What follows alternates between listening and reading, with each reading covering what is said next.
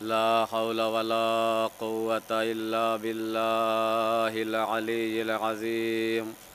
أعوذ بالله من الشيطان اللعين الرجيم. بسم الله الرحمن الرحيم.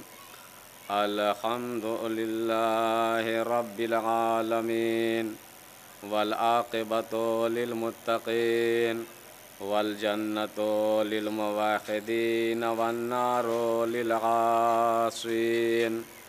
والصلاة والسلام على أشرف الأنبياء والمرسلين، سيدنا ونبينا وشفيع ذنوبنا وحبيب قلوبنا وطبيب نفوسنا مولانا بالقاسم محمد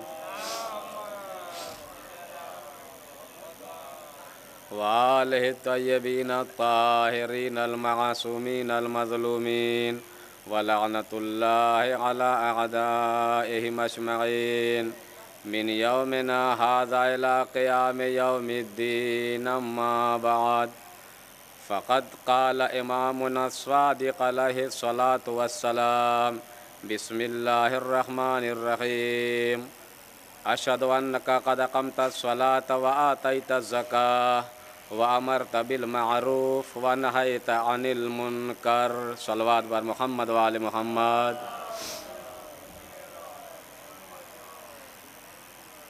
بھائی بھی بڑے ادب کے ساتھ خاص پور کے مومن کرام اور انجمن ذوالفقاریہ اور ان کے اراکین سے گزارش کروں گا کہ کم سے کم آپ لوگ جلدی سے ممبر پہ تشریف لے آئیں، اس لیے کہ آپ لوگوں کو پتہ ہے کہ گرمی ہے تو سب کے لیے ہے، سردی ہے تو سب کے لیے ہے، اور یہ مجلس کوئی لمبی مجلس ہونے والی نہیں ہے۔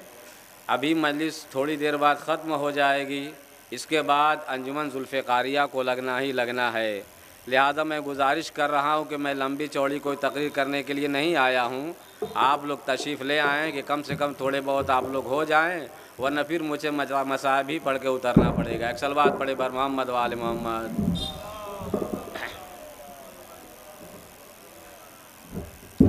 جس مقدس اور پاک و پاکیزہ فقرے کی تلاوت کا شرف حاصل کیا ہے، یہ زیارت وارثہ کا فقرہ ہے۔ یہ پاکیزہ اور مقدس فقرہ زیارت وارثہ کا ہے، جو ہمارے اور آپ کے چھٹے امام نے ارشاد فرمایا ہے اپنے جد مظلوم امام حسین علیہ الصلاۃ والسلام کے لیے۔ امام فرماتے ہیں کہ اشہد انک قد اقمت الصلاۃ وآتیت الزکاۃ۔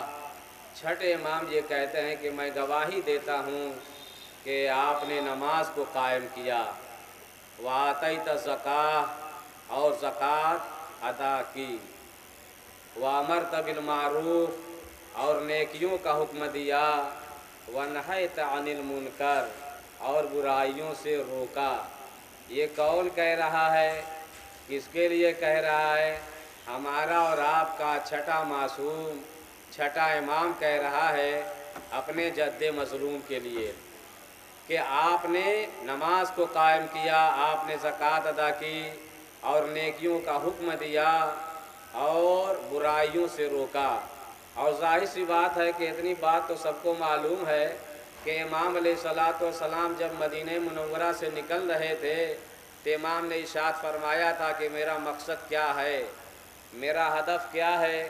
امام نے فرمایا تھا کہ میں نیکیوں کا حکم دینے جا رہا ہوں، لوگوں کو نیکیوں کی طرف بلاؤں گا اور برائیوں سے روکوں گا۔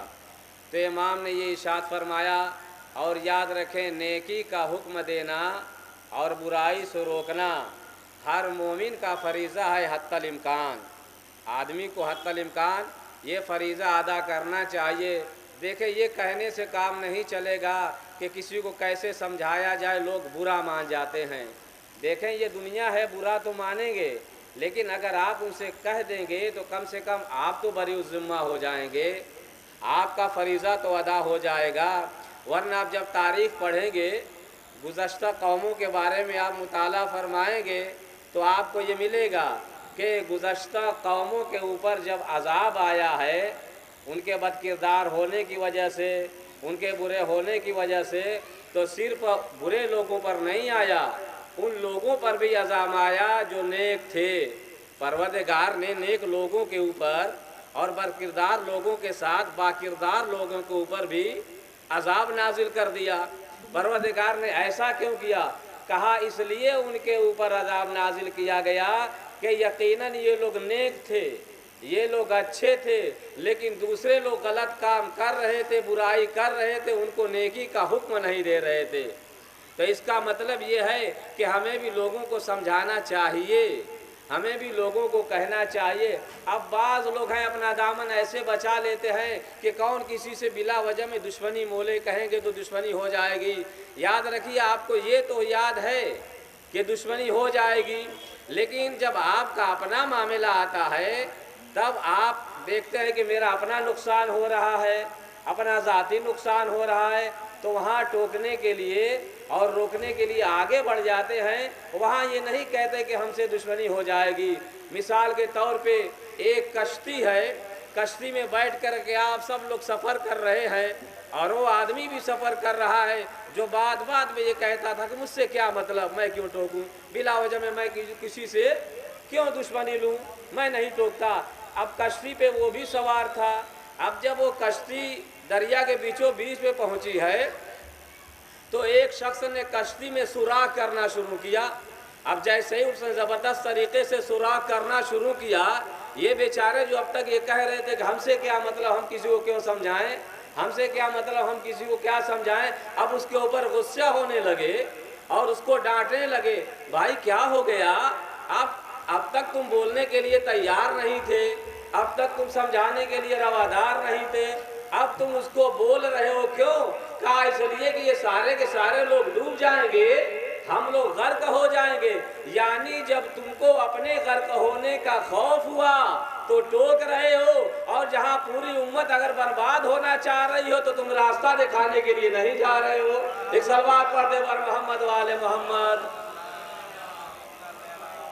और याद रखिए, जब आप इस्लाह करेंगे, लोगों को अच्छी बातें बताएंगे, तो लोग आपके बुरे बन जाएंगे, लोग आपके लिए दुश्मनी का पहलू इख्तियार करेंगे, इसमें कोई शक नहीं है। लेकिन आपको ये कह के दामन नहीं बचाना चाहिए कि हमसे क्या मतलब। अंबिया की सीरत है, अइम्मा अतहार की सीरत है, कुरान का हुक्म है, नबियों ने फरमाया है क्या कि नेक बातों का हुक्म दिया जाए और बुराई से रोका जाए। देखे बगैर किसी तमहीद के अगर मैं ये अर्ज करूं तो मैं ये कहूँगा कि हर इमाम का किरदार इस सिलसिले में मिल जाएगा, लेकिन अम्र बिल मारूफ के सिलसिले में हमारे सातवें इमाम का एक किरदार है जो अम्र बिल मारूफ से ताल्लुक़ रखता है। मैं उसी किरदार को अर्ज करने जा रहा हूँ और हो सकता है उसके बाद इंशाअल्लाह मजलिस मेरी तमाम हो जाए। सातवें इमाम का किरदार क्या है? अम्र बिल मारूफ के हवाले से अली इब्न यकीन को सब जानते हैं, ये बड़े मशहूर हैं, इमाम के चाहने वाले। जब ये बगदाद के वजीर आज़म बन गए तो इनके पास इब्राहिम कूफी ये गए मुलाकात के लिए, भेंट के लिए उनके पास गए। तो जाहिर सी बात है कि जब आदमी के पास कोई ओहदा आ जाता है, कोई मनसब आ जाता है, तो उसे टाइम नहीं होता मिलने का, मुलाकात नहीं होती, वो मिलने से घबराता है और टाइम नहीं देता है। ये बेचारे मिलने के लिए गए तो अली इब्न यकीन ने मुलाकात नहीं की, इनकार कर दिया। इनका दिल बड़ा टूट गया, मायूस हो गए और टूटे हुए दिल के साथ मायूस होकर वहां से ये वापस अपने घर बेचारे आ गए। अब इत्तेफाक ये हुआ कि अली इब्न यकीन को उसी साल हज पे जाना हुआ। ये हज पे गए, मक्का मुकर्रमा पहुंचे और हज के जो अरकान थे उनको अदा किया। अरकान को अदा करने के बाद सोचा कि अब मदीने मुनव्वरा चला जाए, वहाँ हमारे सातवें इमाम हैं, ज़रा उनसे सलाम कर लिया जाए, उनके दरवाजे का बोसा ले लिया जाए। इसलिए कि चाहने वालों को ये पता है कि अगर उनके दरवाजे पर न जाएंगे तो नमाज नहीं है, अगर उनकी मोहब्बत ना हो तो रोज़ा नहीं है, अगर उनकी विलायत ना हो तो नमाज रोज़ा से भी कोई फ़ायदा होने वाला नहीं है। अली इब्न यकीन ने हज के अरकान को अंजाम दिया, इमाम के दरवाजे पर पहुंचे اور دروازے پر پہنچنے کے بعد دق الباب کیا۔ خادموں نے پوچھا کون، کہاں سے آئے ہو؟ علی ابن یقطین نے بتایا کہ میں بغداد سے آیا ہوں، مولا سے ملنا چاہتا ہوں، ملاقات کے لیے میں آیا ہوں۔ مولا تک خبر پہنچی تو ساتویں امام نے ملاقات کرنے سے انکار کر دیا، کہا کہ میرے پاس ملنے کا کوئی ٹائم نہیں ہے، میرے پاس بھی وقت نہیں ہے۔ جب میرے ایک چاہنے والے سے وہ نہیں مل سکتا، میرے ایک محب کو، میرے ایک مومن سے ملاقات کرنے سے اس نے انکار کر دیا، تو میں بھی اس سے ملاقات کرنے کے لیے تیار نہیں ہوں، اندر آنے کی اجازت نہیں ہے۔ امام نے انکار کر دیا۔ علی ابن یقطین نے بڑی تکلیف ہوئی، یہ ماجرا ہو گیا، اب کیا کیا جائے، کیسے مسئلہ حل کیا جائے؟ تو امام کے پاس علی ابن یقطین نے یہ پیغام بھیجا کہ مولا یہ بتائیے شرط کیا ہے کہ جو آپ سے ملاقات ہو جائے؟ مولا نے فرمایا کہ ابراہیم تمہارے پاس گئے تھے ملاقات کے لیے، تم نے ان کا دل توڑ دیا، ان کو مایوس کر دیا، ملاقات نہیں کی۔ جاؤ تم ان سے معافی مانگ لو، اگر وہ معاف کر دیں گے تو میں تم سے ملاقات کر لوں گا، اگر وہ معافی نہیں دیں گے تو میں بھی معافی دینے والا نہیں ہوں اور ملاقات میں نہیں کروں گا۔ تو علی ابن یقطین نے کہا مولا میں مدینہ منورہ میں ہوں یہاں، اور وہ کوفہ میں ہیں، کیسے میں وہاں جا سکتا ہوں، کیسے ملاقات ہو سکتی ہے؟ امام نے فرمایا اگر سچا ارادہ ہے ملاقات کا اور معافی کا تو تیرے امام کے لیے کچھ بعید نہیں ہے یہ سب کرنے سے، امام کے اختیار میں ہے۔ سنو، جنت البقیع کے دروازے کے پاس جاؤ، وہاں ایک اونٹنی ملے گی، وہاں تم اونٹنی کے اوپر بیٹھ جانا اور اپنی آنکھوں کو بند کر لینا۔ جب تھوڑی دیر کے بعد تم آنکھوں کو کھولو گے تو کوفے میں ابراہیم کے دروازے پر پاؤ گے اپنے آپ کو۔ علی ابن یقطین گئے، دروازے جنت البقیع پہ پہنچے، دیکھا ایک ناکہ موجود ہے، اس کے اوپر سوار ہوئے اور جیسے امام نے کہا تھا ویسے ہی کیا، اور جب اپنی آنکھ کھولتے ہیں تو اپنے آپ کو ابراہیم کوفی کے دروازے پر پاتے ہیں۔ وہاں گئے دق الباب کیا، ابراہیم نے کہا کون؟ پتہ یہ چلا کہ بغداد کے وزیر اعظم علی ابن یقطین آئے ہیں۔ ابراہیم نے جیسے ہی سنا گھبرا گئے فوری طور پہ، یہ ملاقات کے لیے آئے ہیں، خیر تو ہے، آخر بات کیا ہے؟ وزیر اعظم اور ہمارے دروازے پہ، جلدی جلدی آئے، دروازہ کھولا، کہا بات کیا ہے بتاؤ؟ کہا کہ ابراہیم مجھ سے غلطی ہوئی ہے، تم میرے دروازے پر آئے تھے، ملاقات کے لیے میرے پاس آئے تھے، لیکن میں نے ملاقات نہیں کیا، انکار کر دیا تھا۔ اب میں مولا کے پاس جب پہنچا ہوں تو مولا مجھ سے ملاقات نہیں کر رہے ہیں، کہہ رہے ہیں کہ تم نے ابراہیم ایک بندے مومن محب اہل بیت کا دل توڑا ہے، جب تک وہ نہیں معاف کرے گا ابراہیم میں تم سے ملاقات نہیں کر سکتا، اے ابراہیم مجھے معاف کر دو۔ کہا کوئی بات نہیں، جاؤ میں نے معاف کر دیا۔ اب علی ابن یقطین کا کہنا یہ ہے کہ میں ایسے نہیں جاؤں گا، آپ نے معاف کر دیا میں چلا جاؤں، میں ایسے جانے والا نہیں ہوں، کوئی نشانی بھی ہونی چاہیے جو نشانی میں لے کر کے جاؤں اور مولا کو جا کر کے دکھاؤں کہ ہاں اے مولا انہوں نے مجھے معاف کر دیا ہے۔ نشانی یہ ہونی چاہیے کہ میں اپنے بائیں رخسار کو زمین پر رکھتا ہوں اور تم اپنا پیر، گرد آلود پیر میرے دائیں رخسار پر رکھو تاکہ یہ مٹی آ جائے، گرد آلود ہو جائے میرا چہرہ اور میں ایسے جاؤں مولا کو جا کر کے میں دکھاؤں۔ ابراہیم نے کہا یہ تو نہیں ہو سکتا، جاؤ میں نے معاف کر دیا، یہ کام مجھ سے نہ کراؤ۔ علی ابن یقطین نے کہا کہ نہیں نہیں، تم کو ایسے ہی کرنا پڑے گا، اپنا پیر میرے چہرے پہ رکھو تب میں مولا کے پاس جاؤں گا۔ اصرار بڑھا تو ابراہیم نے ایسا ہی کیا کہ اپنا گرد آلود پیر وزیر اعظم کے چہرے پر رکھا تھا۔ یہ بھی غور فرمائیں، وزیر اعظم تھے وہ اور یہ بندے مومن محب اہل بیت، نشانی رکھ دیا اور وہ لے کر کے جیسے آئے تھے ویسے ہی واپس چلے گئے۔ وہاں گئے تو مولا نے جانے کے بعد پھر اجازت دی کہ علی ابن یقطین کو اندر بلایا جائے۔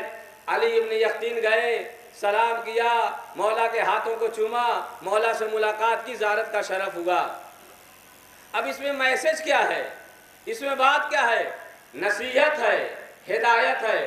مولا نے خاص ہدایت اس کو فرمائی، مولا نے فرمایا کہ علی ابن یقطین دیکھو कभी भी अगर तुम मेरे पास आओगे मुलाकात के लिए और किसी बंदे मोमिन को सता कर आओगे, किसी बंदे मोमिन का दिल तोड़ कर आओगे, तो मैं तुमसे मुलाकात करने वाला नहीं हूँ। अरबाब करम इमाम बताना ये चाहते हैं कि अगर बंदे मोमिन का दिल तोड़ करके जाओगे तो इमाम मुलाकात करने के लिए तैयार नहीं है। आज हम जो ज़ियारत पे जा रहे हैं, आज हम जो हज पे जा रहे हैं, आज मकामात मुक़द्दसा की ज़ियारत के लिए जा रहे हैं, तो हमें भी ये सोचना चाहिए कहीं ऐसा तो न हो कि हमसे कोई मोमिन खफा हो और हम चले जाएं, किसी के ऊपर हमने जुल्म किया है और माफ़ी मांगे बगैर चले जाएं।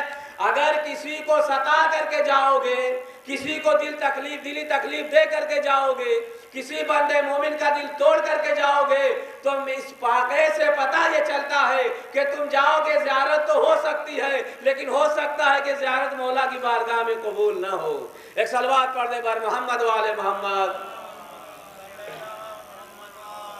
और अगर हिदायत की बात या इस्लाही गुफ्तगू आप करें, नमाज की बात आप करें, रोज़े की बात करें, लोगों को समझाएं और आप बताएं, तो हो सकता है कभी कभी ऐसे भी लोग होते हैं जो आपसे ये कहेंगे जब देखो नमाज की बातें होती है, जब देखो रोज़े की बातें करते रहते हैं, जब देखो खुमुस और ज़कात की बातें करते रहते हैं दुनिया में ऐसे कहने वाले जो इतराज़ भी करते हैं वाज़ नसीहत करने वालों के ऊपर। लेकिन याद रखिए कि हारून रशीद का ज़माना है, एक रास्ते से वो गुज़र रहा था, जाहिर सी बात है वो बादशाह वक्त है, उसके पास फौज है, उसके पास लश्कर है, सारी चीज़ों को लेकर के वो गुजर रहा है।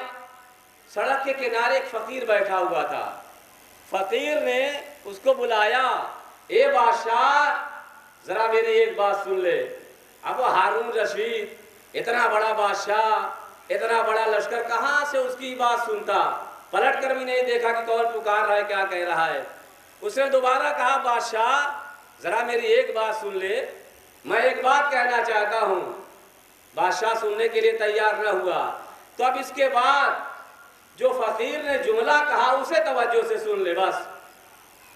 फ़कीर ने उसके बाद कहा कि बादशाह तुझे लश्कर के ऊपर बड़ा घमंड है, तुझे दौलत और सल्तनत के ऊपर बड़ा घमंड है।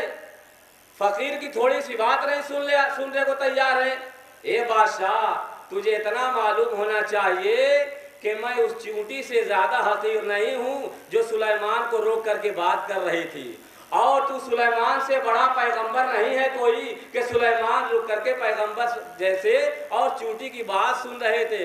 अरबाब नज़र, अगर आप किसी से तबलीगी गुफ्तगू करें, आप किसी को वादो नसीहत करें और आपसे कोई कहे कि हम तो आपकी बात ना सुनेंगे, जब देखो वो इसी तरह की बातें करते रहते हैं, तो उससे कुछ न कहिएगा, सिर्फ यही एक जुमला कह दीजिए, मेरी बात मानो ना मानो, कम से कम ये तो देख लो खुदा क्या कह रहा है, नबी क्या फरमा रहे हैं। एक सलवात पढ़ दे बर मोहम्मद वाले मोहम्मद। तो सरकार सैयदुश्शोदा इमाम हुसैन अलैहिस्सलाम ने इतनी अजीम कुर्बानी दी, लोगों की हिदायत के लिए आए थे, सल्तनत के लिए नहीं आए थे, लोगों को समझाने के लिए आए थे, हुकूमत के लिए नहीं आए थे, लोगों को जलालत के गार से निकाल कर इंसानियत की बुलंदो बाला सतह तक पहुंचाने के लिए आए थे।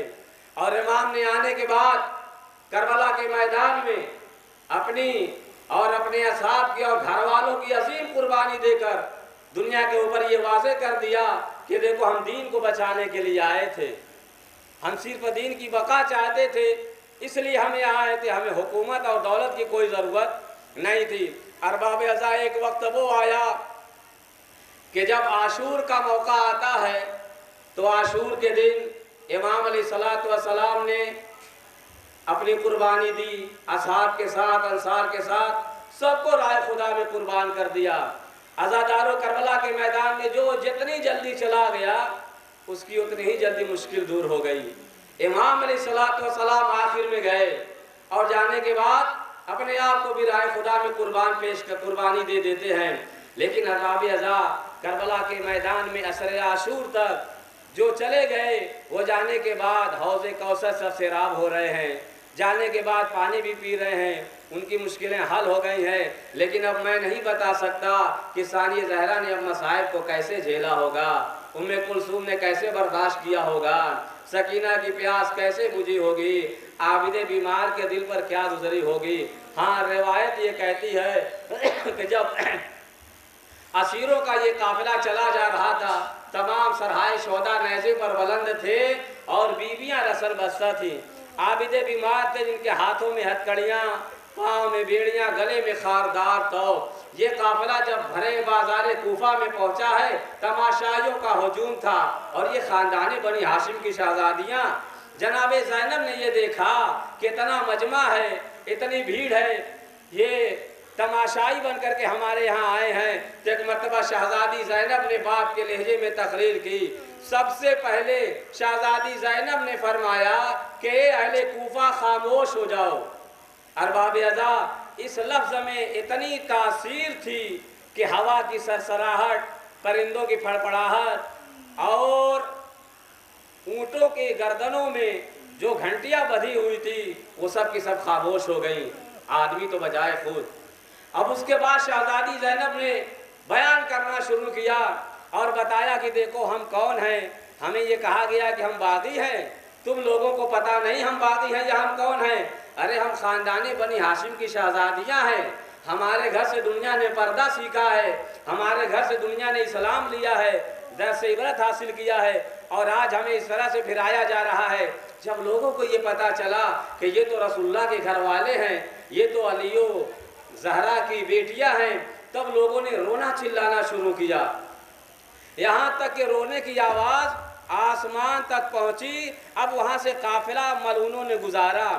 کہا یہ جاتا ہے کہ بی بی سکینہ کا اونٹ بھی گزر رہا تھا، ایک چھت کے پاس سے گزرا جہاں ایک ام حبیبہ نامی خاتون تھی۔ جب گزرتے ہوئے کمسن قیدی کو دیکھا تو ام حبیبہ نے یہ کہا، اے کمسن قیدی، میں تمہیں پانی پلاؤں گی، تو بہت پیاسی لگ رہی ہے، لیکن میرے لیے 3 دعائیں کر دے۔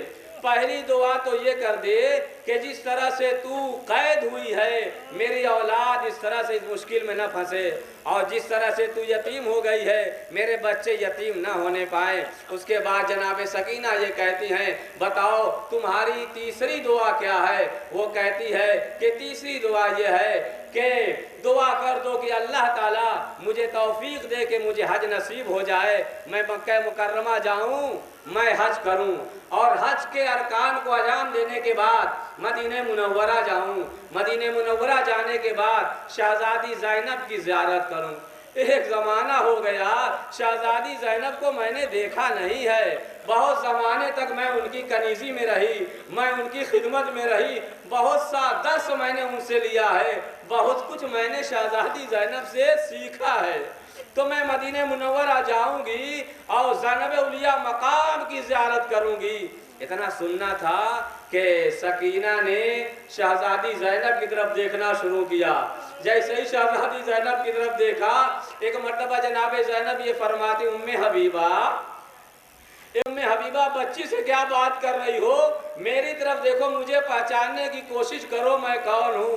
ام حبیبہ یہ کہتی ہے، چہرہ تو دیکھا ہوا لگتا ہے لیکن میں پہچان نہیں سکتے کہ کون ہو۔ ایک مرتبہ شہزادی زینب نے تھوڑا سا بالوں کو ہٹایا، کہا آپ پہچاننے کی کوشش کرو، نہیں پہچان سکے، تو ایک مرتبہ جناب زینب نے تڑپ کر یہ کہا، یا اللہ اب ہمارے یہ حالت ہو گئی ہے کہ ہمارے چاہنے والے بھی ہمیں نہیں پہچان پا رہے ہیں۔ شہزادی زینب یہ کہتے، ام حبیبہ تم نے نہیں پہچانا، ارے میں ہی زینب علی کی بیٹی ہوں۔ جیسے ام حبیبہ نے سنا، سر و سینہ کو پیٹنا شروع کیا، اے شہزادی آقا حسین کہاں گئے؟ قمر بنی ہاشم عباس کہاں ہیں؟ ارے شبیہ پیغمبر علی اکبر کہاں گئے؟ شہزادی زینب نے بیان کرنا شروع کیا، اے ام حبیبہ کربلا کے میدان میں بھلا گھر اجڑ گیا، بھیا کی شہادت کے بعد خیمے جلا دیے گئے، چادریں छीन ले गए, सरों को नेज़े पर बुलंद किया गया, हमें असीर किया गया और सराय शुहदा को नेज़े पर बुलंद किया गया। शहजादी ज़ैनब दर्द भरे लहजे में ये दास्तान सुना रहे थे। उसके बाद जालिमों ने ऊँटों को आगे बढ़ा दिया।